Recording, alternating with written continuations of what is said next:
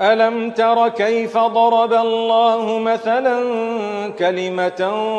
طيبة كشجرة طيبة أصلها ثابت وفرعها في السماء تؤتي أكلها كل حين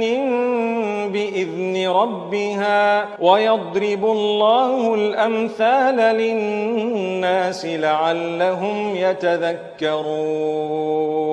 ومثل كلمة خبيثة كشجرة خبيثة اجتثت من فوق الأرض ما لها من قرار يثبت الله الذين آمنوا بالقول الثابت في الحياة الدنيا وفي الآخرة ويضل الله الظالمين ويفعل الله ما